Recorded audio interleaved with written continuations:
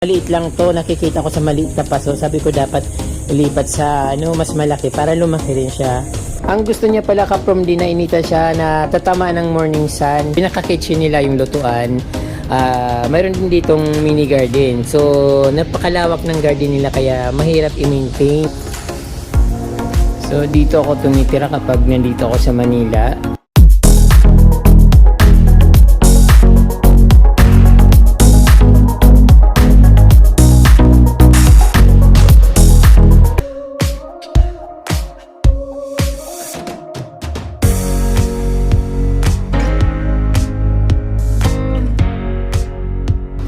Magandang araw sa inyong mga ka-From D at welcome back sa Certified From D channel. Ngayon po ay dito ako sa bahay ng friend ko at pauwi na ako mamayang gabi. So late ko na ito kinuna ng video kasi sabi ko ayusin ko. Hindi ko na naayos kasi medyo kinapos sa oras. Ilang araw lang naman ako dito kaya hindi ko na nga napuntahan yung gusto kong puntahan kasi nga ilang araw lang ako dito. Then kasi dito kapag ta-travel ka na medyo malayo, isang araw na yun eh. So pag ta-travel ka ng dalawang lugar, so dalawang araw, bawat travel mo isang araw. Then kung 5 araw ka lang dito, yung papahinga mo isang araw, tapos magmumuling ka rin, siyempre mamamasyal ka sa mall. So ayun, naubos yung oras ko sa kakapasyal. Tapos yung garden dito, hindi ko na napansin na marami palang gagawin. Pero ipapakita ko pa rin sa inyo. Medyo napabayaan na ito ka-From D kasi madalas nasa travel yung kaibigan ko. Siyempre yung mga kapatid niya palagi silang wala dito. At siyempre mga senior na sila ka-From D, halos lahat sila senior na kaya hindi na masyadong masikaso yung garden. Although okay pa naman, maganda pa rin. So ito ka-From D yung mga nakikita nyo kanina sa likuran ko, mga birdhouse. Ang naglalagay nito ay si Ate Doris, yung pinaka-ate nila dito. Pinaka-ate namin dito sa bahay. At sa ibaba niya may mga rapis. Ibang variety ng snake plant pero maganda rin naman siya. Yung batik-batik siya. Maganda rin yung yung dahon niya kasi parang giant din naman, parang katulad ng wilpin na napakalapad ng dahon. Then ito mga wild na wild na ferns. Kasi yung niya, bakit ko nasabing wild? Kasi yung dahon niya pang wild. So hindi naman ganito yung mga tinatanim na ferns. Pero dito nagtanim yata sila ng ferns dito. Ayun, medyo malago na rin pero may mga kasamang damo, yung ferns na parang damo. Pero halaman pa rin naman siguro yun.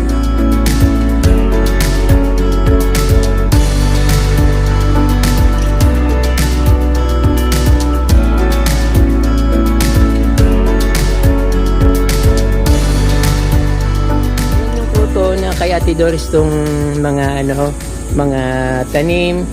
So nilagay niya sa isang malaking kawa, yung kawa na parang pinapaliguan. Pero nasa paso rin siya. Ayun na lang libangan niya dito. Then ito yung ferns. Maganda rin ito ka-From D, kay Ate Doris din siya naalaga. Then mayroon siyang dito, dragon tail. Sa probinsya kasi maraming ganito, parang pinuputo lang. So dito parang expensive plants yan dito sa Manila. Then ito parang rin to, yung mga umaabot ng 100 years na hindi namamatay itong ito. Marami nito sa amin sa puno ng niyog. Ayan, may mga flowering plants din siya dito. Pero dahil mainit dito sa Manila, hindi siya masyadong gumaganda. So siguro sa probinsya maganda ito doon. Kung may mga buto na ito, kukuha ako para magtanim ako dun sa probinsya. Para mayroon din akong alagaan doon. Then, ayun.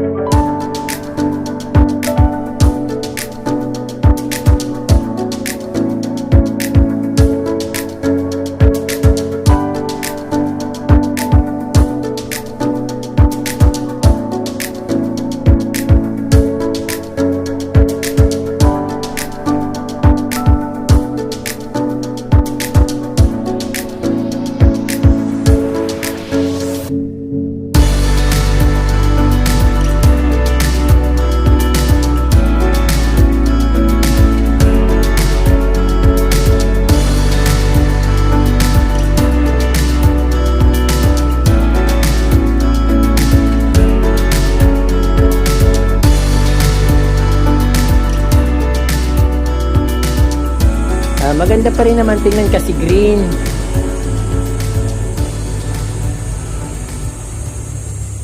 Medyo nanumbalik na yung grass kasi dito sa Manila madalas mainit. 1 week lang na hindi umulan or 1 week lang na hindi madiligan, natutuyo na yung grass na yan. Kaya dapat dito talagang ma-maintain. Meron din silang alocasia albo dito. That time nung madalas ako dito sa Manila, maliit lang to, nakikita ko sa maliit na paso. Sabi ko dapat ilipat sa mas malaki para lumaki rin siya. Ayan, nilipat nga nila. Medyo lumaki na siya at marami siyang supang. Ayan o.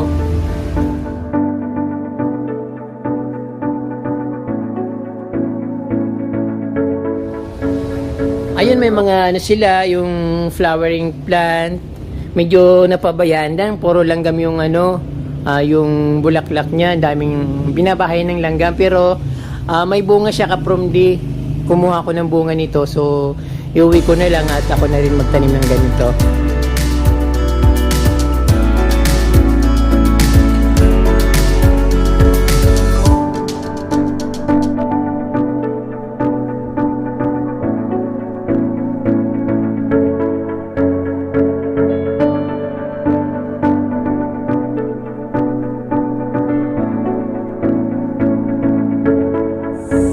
Yung grass dito, pinalitan yung Bermuda, pinalitan ng Carabao grass. Yung Bermuda mabilis matuyo. Yung Carabao grass, medyo hindi siya alagain kahit medyo natutuyo, okay lang. Mabasa lang siya ng konti, manunumbalik na siya sa dati. Then dito naman sa parang island, meron mga ferns, meron caladium shatidors dito, yung parang white, then pink, meron din siyang anong tawag dito, pitcher plant. Hindi na siya namumunga, siguro hindi sa kanyang weather dito sa Manila kaya hindi siya namumunga, pero pa rin, at least hindi siya namamatay.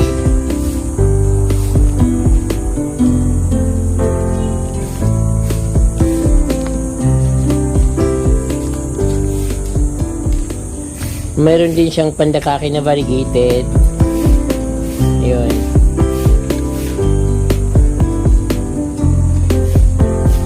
Ayun, konting halaman dito. So meron nga dito ferns na fern na tumubo, hindi na nila pinutol. Ang laki-laki na siya. Ang laki-laki na. Alam ko damo lang ito, parang pako, tapos lumaki, pinabayaan at yan. Yun na yun.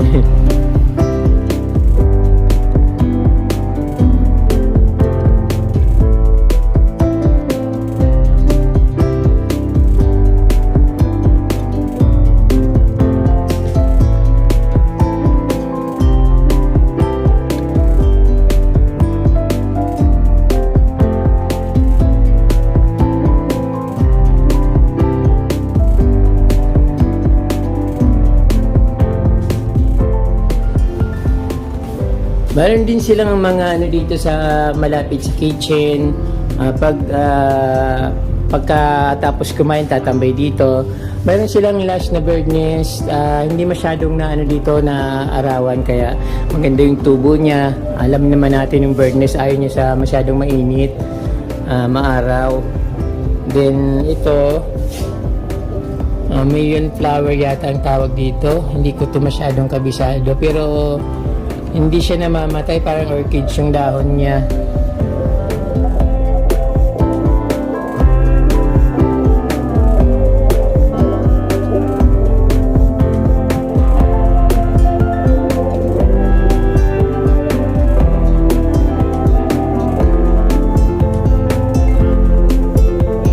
Nasa siya ka-from din nasa taas. Ayan. May mga bird net, may mga bird bird house.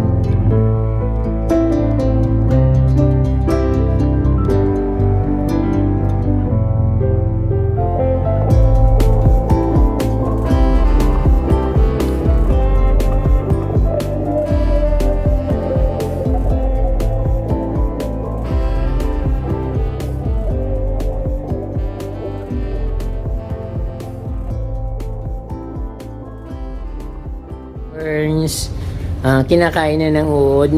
Pagdating ko may nakita ko ditong itim na uod. So hindi ko naman inalis. Ito nga parang dapat isprayan to kasi ano na putol-putol na yung mga ferns. Magandang ferns ito, yung ibang klase ito kapromdi kasi ito yung parang hinahang. Katulad niya ang ganda ng niya.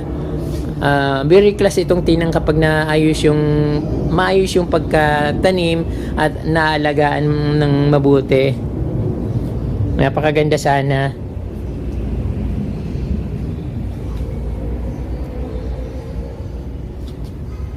Yung variegated na bamboo, dati maganda rin ito. Tapos pinutol na rin kasi masyadong malago. Then, ayun, hanggang gano'n na lang. Mas dito naman sa likod, bandang likod sa may kitchen, sa ng dining room nila. Meron silang mini fountain dito.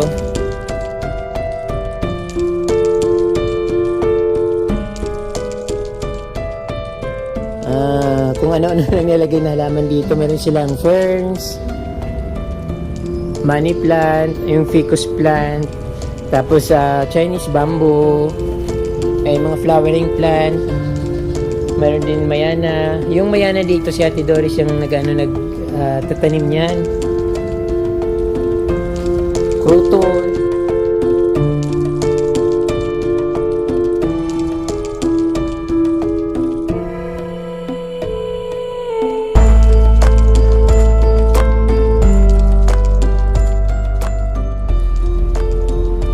And then, ayun, kapromde, nasa ito, sa likod ng bahay.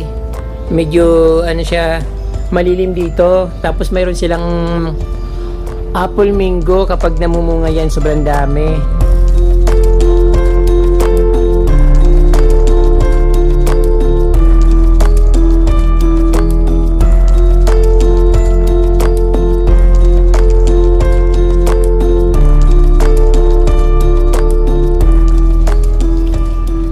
Yung dito, yung fins, kami ng friend ko ang gumawa nito. Ako pa nga nagpintura niyan. So matagal na yan. Mga 3 years na rin siguro itong fins na ito. Pero hindi siya nasisira. Kahoy kasi siya. Magandang idea yung na to kapromdi. Kasi tumatagal, unlike pagkawayan. Madaling masira, 1 year lang sira na.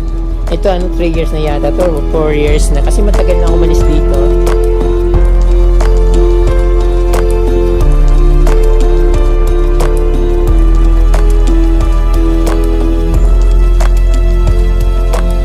Diffin ba siya? Yung ferns na mahal itong ferns na ito kapromdi kasi ito kapag nakalagay sa mataas, pahaba yung dahon niya, yung tangkay niya, kaya maganda siyang tingnan.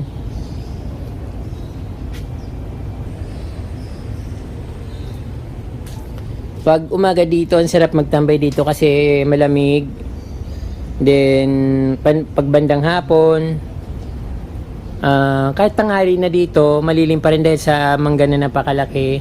At yung dahon niya, ang lawak-lawak ng nasasakupan niya, nasasakop.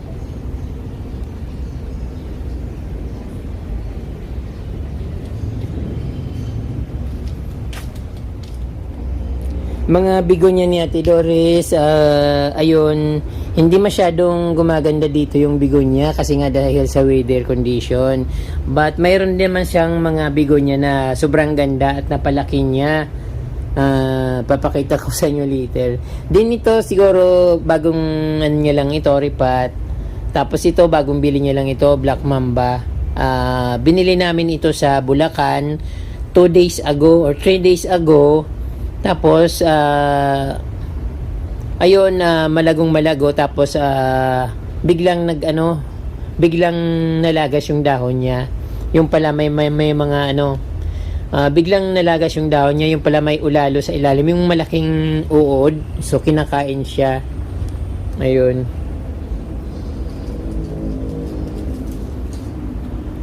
Ito naman, ito madaling, parang hindi ito sensitive. Ang taba-taba niya, napakadaling alagaan. At yung mga maliliit na bigonia. So, ito katulad nito kapramdi, okay naman siya. Lumago siya, napalaki niya. Ano lang ito, kumuha pa nga akong dahon dito ng mga dahon nung umuwi ako. Kaso nung umuwi ako, pag ko doon, pro pa na bulok din. So, 2 dahon lang itinara ko dito. So, 2 months ago pa lang, or 3 months ago, nandito na ulit ako. At yan, ang laki-laki ng bigonia niya. At ito rin, maganda rin ito. Yung iba hindi nagtagumpay.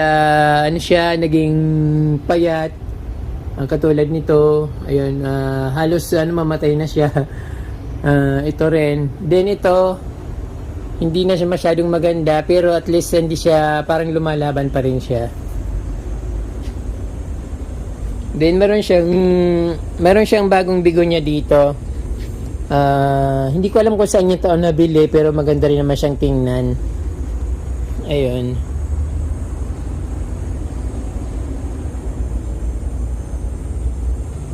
So meron pa siyang dito, inaalagaan, natatama na ito ng morning sun. So siya, lumaki. Kasi nung binili niya, tagda 2 dahon o hanggang 3 dahon lang yung mga dahon ng kanyang binili na bigonia. Then meron pa nga dito, sobrang ganda, ang laki-laki. Nasobrahan naman ito sa taba. Ang gusto niya pala kaprom din na inita siya na tatama ng morning sun. Kaya siya ang laki-laki kasi dito niya na nailagay dito niya nailagay sa bandang tinatamaan ng morning sun.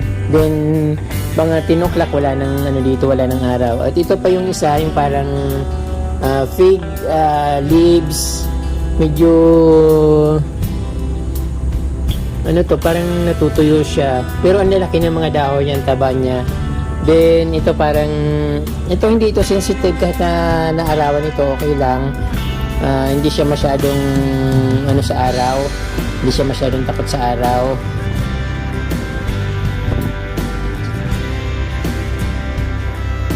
Meron din siya mga roses. Ayan, mahilig siya sa rose, pero gusto niya yung maliliit lang.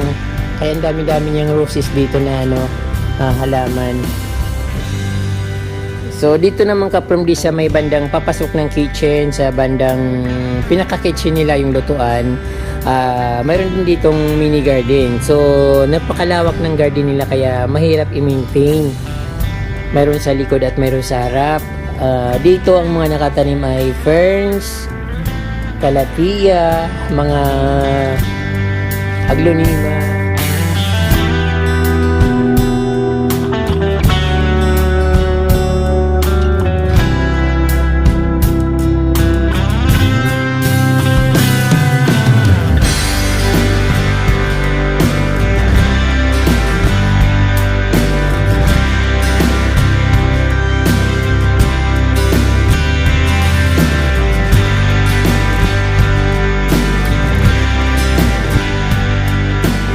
Peperomia, gumanda siya, sabi niya pwede raw ang dahon nito i-proof pa. So maganda yung peperomia na yan. Then dito malinis yung dito, kasi parang may nilagay silang yung synthetic na carpet, synthetic grass. Then mayroon silang peace lily. Hindi na mumulaklak yan dito, para katulad din yung pisilili ko. Kasi yung pisilili ko sa probinsya, dito ko rin yung kinuha. Yung bulb, dinala ko sa probinsya. Shell, Hola, Lumina. Ayan. Sa akin naman nito sa probinsya, pinuputol ko kasi sobrang sobrang parami ng parami. Yan ang halaman dito sa likod sa may kitchen.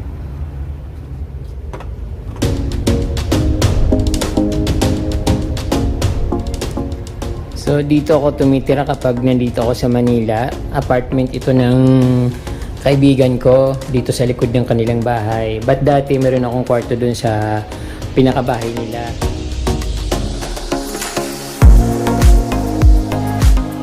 Pero ngayon, pagpunta ko dito, twice na akong nandito sa apartment. Nung pumunta ko dito, dito na ako tumuloy. So, maganda yung ayos dito ng apartment para din akong nasa condominium. Ayan. So, up and down ito ka-prom day. So, dito ako natutulog. Ayan, nasa malaking sofa, malaking couch na wooden, may kutsyon, at syempre may unan. Then, dito ko dinalagay yung damit ko. Pag minsan dito ako nagla-laptop, nag-edit ng video sa table. But meron naman akong table dito na mas mataas, kaya dito na ako umano sa table. Then, ayun, dito ako nag-edit ng mga videos sa malaking lamisa. May electric fan. At syempre maliwanag dito at maganda yung comfortably ako habang ako dito, ayos ng aking mga videos kasi may upuan, tapos mataas yung lamisa, so hindi nakakapagod.